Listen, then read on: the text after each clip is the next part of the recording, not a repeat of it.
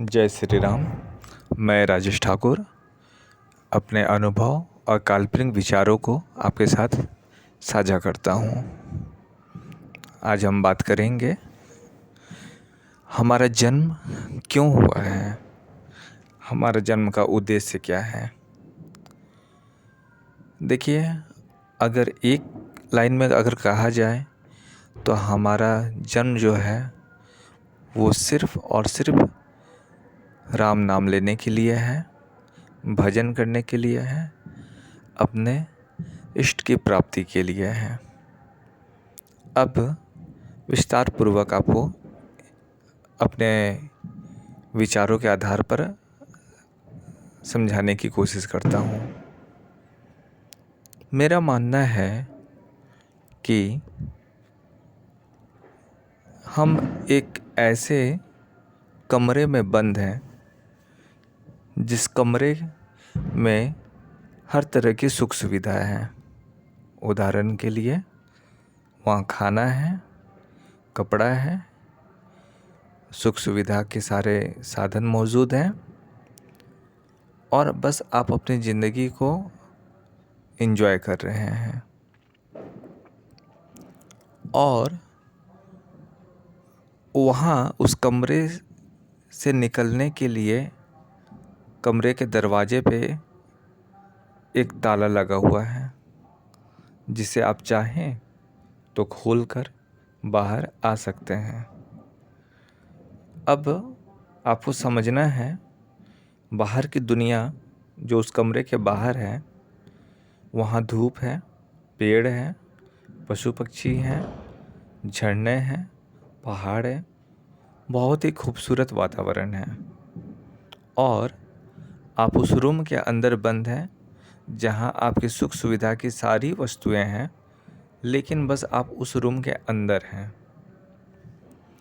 और उस रूम में जो ताला लगा है जिसे खोलकर आपको बाहर आना है, उस ताले की 84 लाख चाबियाँ उसी कमरे के अंदर हैं।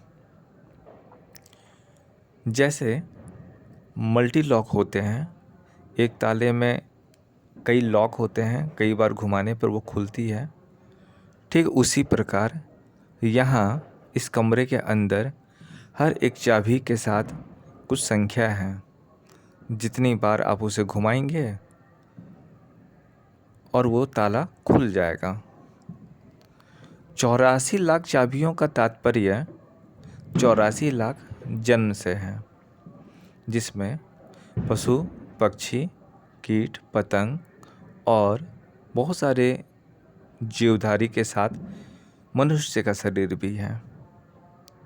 अब समझना है आपको, ये मनुष्य का देह ही एक ऐसा देह है जो विवेक धारण करता है, जिसके पास ज्ञान है, जिससे आप समझ सकते हैं कि मुझे इन 84 लाख चाबियों में से एक चाबी ऐसी है जिससे मैं ये ताला खोलकर इस रूम से बाहर जा सकता हूँ।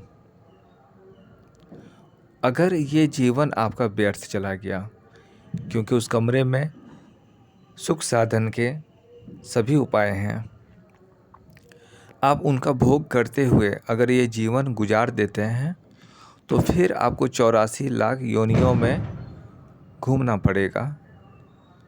और जब फिर से आपको मनुष्य जीवन मिलेगा तो फिर आपके पास विवेक आएगा, वो विवेक जिससे आप अपने इष्ट से मिल सकते हैं।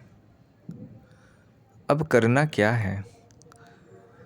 कोई गृहस्थ है, कोई सन्यासी है, हर तरह के लोग हैं उस कमरे में, आप भी हैं। आपको प्रभु का नाम लेना है और निरंतर लेते रहना है।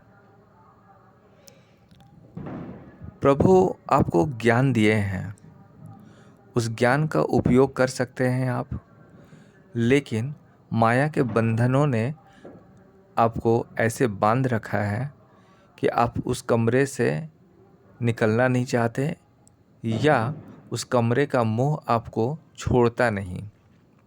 उदाहरण के तौर पे आप हैं, आपके माता पिता हैं, आपके बच्चे हो सकते हैं, वाइफ हैं, रिश्ते नाते हो सकते हैं, दोस्त हैं। ये सारे वो मोह के बंधन हैं और इस मोह के बंधन के साथ कई जिम्मेवारियां हैं जो आपको उस कमरे से बाहर निकलने का सोच नहीं दे पा रही।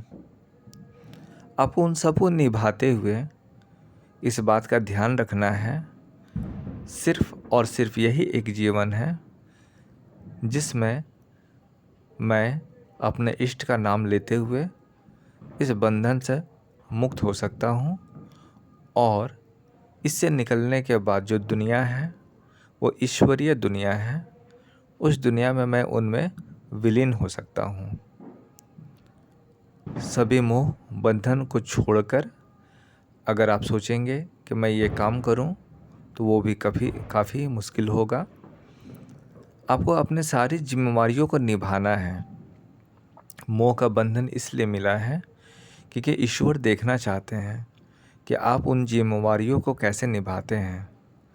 अगर आप उन जिम्मेवारियों को बेहतरीन तरीके से निभाते हुए ईश्वर का नाम लेते हैं, अपने सभी जिम्मेवारियों को पूरा करते हुए ईश्वर का नाम लेते हैं और हर व्यक्ति आपके साथ खुश है, प्रसन्न है और आप ईश्वर का नाम लेते हैं, तो निश्चित ही आप ये विश्वास रखिए कि आप उस ताले को खोल सकने में सक्षम हो जाएंगे और फिर आप उस ईश्वर में विलीन हो सकते हैं।